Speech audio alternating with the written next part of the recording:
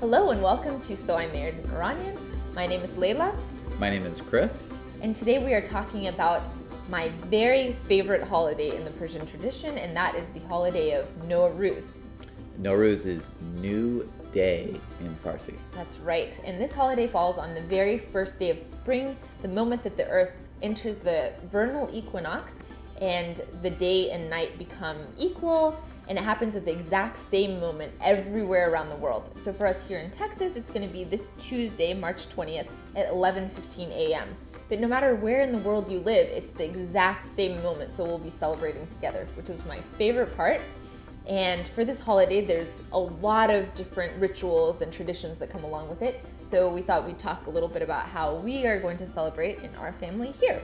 And one of the most important parts is setting this sofreyé haft scene, which is the table of 7 S's, is basically how it's translated. And on this table, we have symbolic items that come along with spring and everything that this holiday symbolizes, which is really this joy of life and eating and sweets and renewal and rebirth. So let's go through a few of these. Seed, apples, is fruit, so symbolizing spring. Seed symbolizes health, which we want for the new year. Seké is coins, so symbolizing the wealth that comes in the new year. We have this sabze, which is probably the most important part. It's our Christmas tree. Right. A chicken ate part of ours, so it's, it's not doing so well. Right. So traditionally, you're supposed to grow this yourself, and we didn't do a great job this year, so we also put some just regular grass from our yard to make it look pretty. There are some things that don't start with the letter S that are really important, like eggs, tokhmé morgh, which obviously symbolize fertility. Same with nuts that are on the table. And also some sweets that people can eat when they come to visit you during the holiday. That's also really important.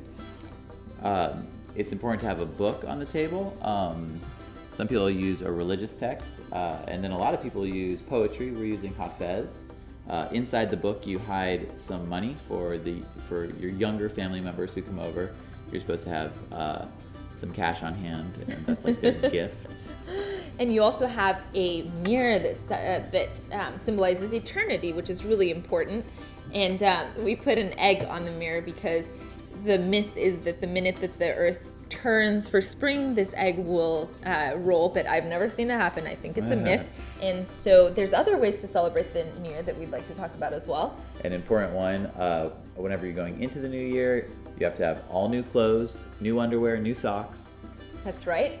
And you have to be showered and ready to go at the minute that the new year happens. Right. The whole house has to be clean. It's called shaking out the house. Khooné, takoonee. So you have to get into all the dark corners of the house and clean it as the best you can possibly clean it. Get rid of all your old things from the last year, and really bring everything out into the daylight. Bring your mattresses out, bring your clothes out, everything gets sunlight. And then one really fun aspect is the 13 days after New Year's. It's called See and Be Seen. To see and see again. Oh, which there is you go. Dida buzz deed. Dida buzz deed.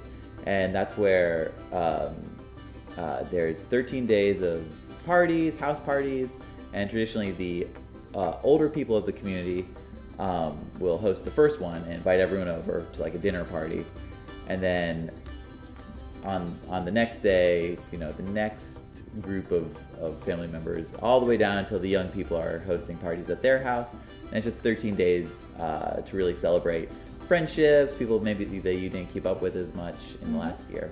That's right. And to put aside all your differences and all the regrets that you have over the past year, people that you've maybe neglected. It's go springtime. Right. You renew and bring all your everything, friendships. Bring everything to light. Right. Yes, and you have to have chai on hand and sweets, like we said. That's right. It's all about eating food, celebrating nature, being outside. Oh, and on the 13th day, and Chris has been doing this for many years, so he has a lot of experience.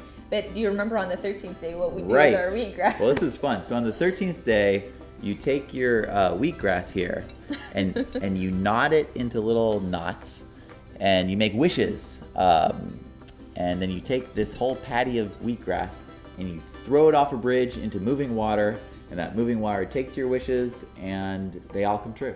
Right. And Iranians are way too lazy to make resolutions for the new year, or we just don't believe in resolutions. It's just wishes. So this is our way of being like, hopefully this will happen, but if not, it's fine too. I wish I went to the gym. And so that's how we're celebrating the new year. We're actually going to go to Dallas and visit my family. And when we're there, we're going to say this very important phrase, which is Nowruz, mobārak. Nowruz, mobārak. Which means Happy New Year. And hopefully you'll be able to use this phrase with your family and friends. And there's a lot of other traditions that come with this holiday that we will link to on this video on our website. We'd love to hear your traditions. If you celebrate Nowruz, leave them in the comments below. And I hope you all have a great Nowruz. Nowruz mobārak. Nowruz mobārak.